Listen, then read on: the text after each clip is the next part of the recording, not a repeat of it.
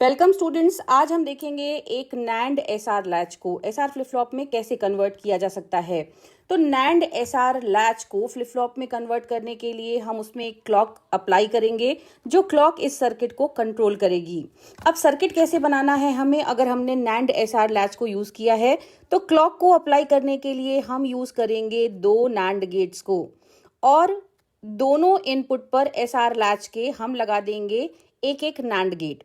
अब इन NAND gets का एक इनपुट हम देंगे क्लॉक के थ्रू और दूसरा इनपुट होगा आपके सर्किट का एक्सटर्नल एस और आर इनपुट्स। तो इस तरह से नैंड गेट को कनेक्ट करके क्लॉक को कनेक्ट करके हम अपने एस आर लैच को कन्वर्ट करते हैं एस आर फ्लिप फ्लॉप में।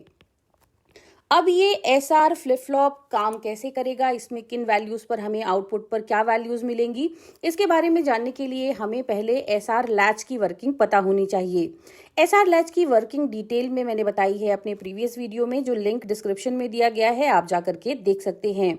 तो एस आर लैच में हम आउटपुट पर क्या पाते हैं, डिफरेंट इनपुट कंडीशंस के लिए हमारे इनपुट एस और आर हैं, चूंकि दो इनपुट हैं तो चार अलग अलग कॉम्बिनेशंस हमें मिल सकते हैं, जिसमें से अगर हम अपने नैंड एसआर लैच को दोनों इनपुट पर देते हैं 0 0 तो ये नैंड एसआर लैच का इनवैलिड स्टेट है। इनवैलिड स्टेट है यानी इस स्टेट को हम कभी भी यूज नहीं करते हैं। इसके बाद अगर सिर्फ आर इनपुट 1 है तो आउटपुट पर हमें 1 मिलता है, सिर्फ एस इनपुट 1 है तो आउटपुट पे हमें 0 मिलता है, और अगर दोनों 1 1 है तो उसे एसआर लैच में कहा जाता है होल्ड स्टेट। इस केस में आउटपुट आपको वही मिलेगा जो पहले से मिल रहा था, यानी कि आउटपुट में कोई भी चेंज नहीं होगा। अब हमारे एसआर फ्लिप फ्लॉप में क्या होगा, तो एसआर फ्लिप फ्लॉप की वर्किंग को समझने के लिए पहले हमें जानना होगा कि क्लॉक हमारी एक्टिव कब रहती है। तो हम मान लेते हैं कि हमारी क्लॉक जो है वो हाई पर एक्टिव होती है, यानी कि ये एक एक्टिव हाई क्लॉक है। अब अगर ये एक एक्टिव हाई क्लॉक है तो जब ये एक्टिव हाई रहेगी उस केस में आपका फ्लिप फ्लॉप काम करेगा, और जब ये एक्टिव लो रहेगी, जब ये एक्टिव लो रहेगी उस केस में हमारा फ्लिप फ्लॉप काम नहीं करेगा। यानी कि जब हमारी क्लॉक एक्टिव हाई रहेगी उस केस में हम अपने एस और आर इनपुट पर जो डेटा देंगे वो हमें अपने आउटपुट पर भी उसके हिसाब से वैल्यूज रिफ्लेक्ट होंगी, यानी हमारे क्यू एन और क्यू एन कॉम्प्लीमेंट की वैल्यूज चेंज होंगी जैसे हम इनपुट को चेंज करेंगे।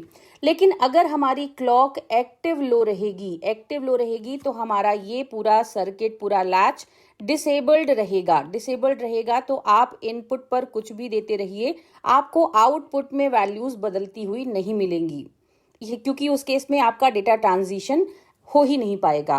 तो जब हमारी क्लॉक एक्टिव हाई रहेगी उस केस में डेटा ट्रांजिशन होगा, जब ये एक्टिव लो रहेगी उस केस में डेटा ट्रांजिशन नहीं होगा।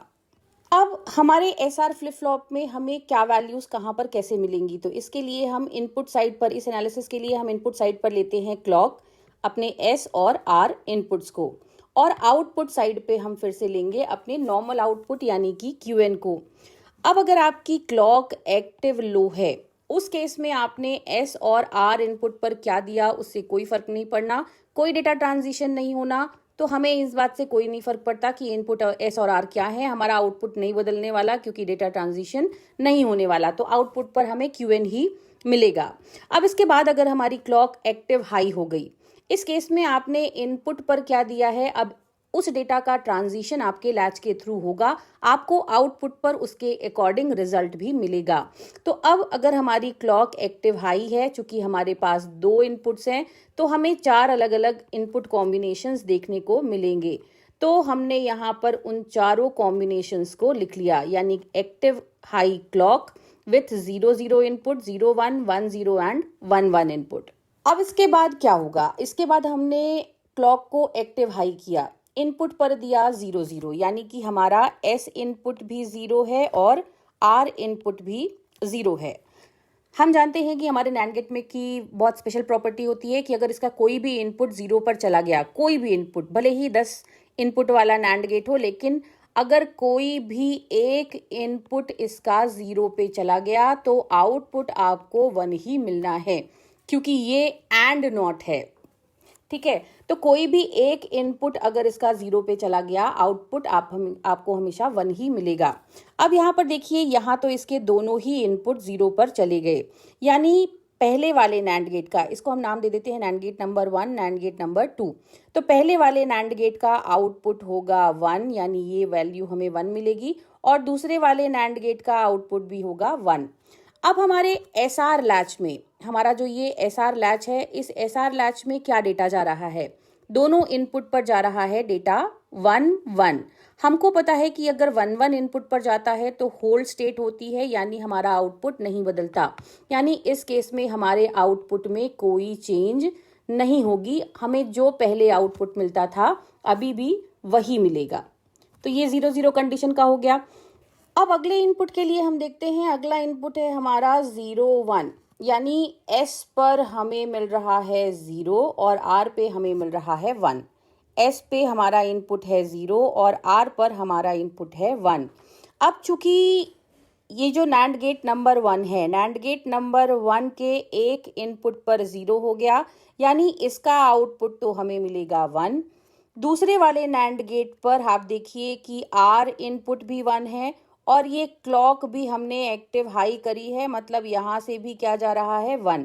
अब इस नैंड गेट के दोनों इनपुट पर 1 1 है, तो हमें पता है कि किसी भी नैंड गेट के अगर दोनों इनपुट पर 1 1 मिलता है तो आउटपुट हमें मिलता है 0। तो अब हमारे एसआर लैच में क्या डेटा जा रहा है? S जा रहा है 1 और R जा रहा है 0। S जा रहा है 1 और R जा रहा है 0, तो आउटपुट पे हमें मिलेगा 0, यानी इस केस पे आउटपुट स्टेट QN हमारी हो जाएगी 0।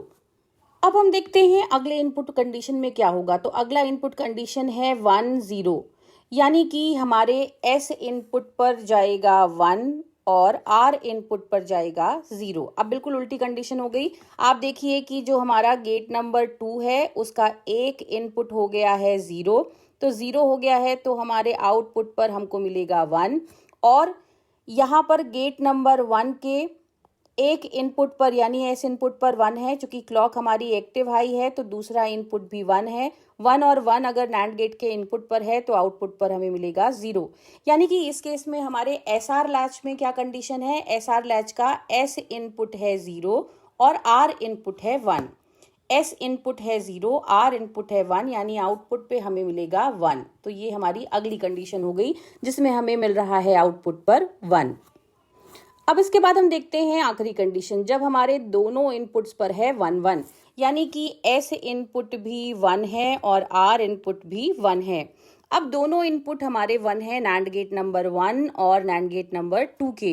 इस केस में आप देखिए चूंकि क्लॉक हमारी हाई है तो इनके जो दूसरे इनपुट्स भी हैं वो 1 1 पे हैं, यानी कि हमारे नैंड गेट्स के दोनों इनपुट 1 पर हैं। अब जब दोनों इनपुट 1 पर हैं तो यहाँ S पर भी 0 जाएगा और R पर भी 0 जाएगा, हमारे एसआर लैच के इनपुट्स पर 0 0 जाएगा। हमें पता है कि अगर इनपुट पर 0 0 जाता है तो ये इनवैलिड स्टेट है, इनवैलिड स्टेट है। तो इस केस में हमें अपने आउटपुट पर कोई भी रिलेवेंट आउटपुट नहीं मिलता है, जिसके कारण से हम इस कंडीशन को हमेशा अवॉइड करते हैं। तो ये हमारी हो गई इनवैलिड स्टेट। इनवैलिड स्टेट, या इसको कहा जाता है आरएस फ्लिप फ्लॉप के केस में फॉरबिडन स्टेट।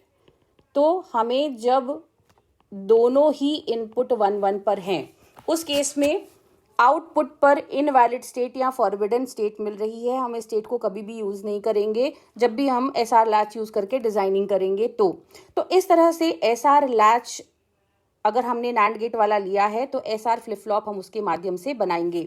अब यहाँ पर कुछ चीज़ें हमें ज़रूर देखनी चाहिए, जैसे एसआर फ्लिप फ्लॉप के केस में आपने जब क्लॉक को एक्टिव हाई रखा है, इस केस में आपने इनपुट पे दिया 0 0, आपको आउटपुट पे कोई चेंज नहीं मिला।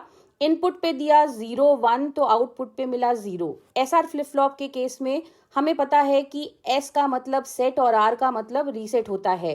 तो जब आर इनपुट हमारा 1 पर है वो हमारे फ्लिप फ्लॉप को रीसेट कर देगा यानी 0 पर ला देगा।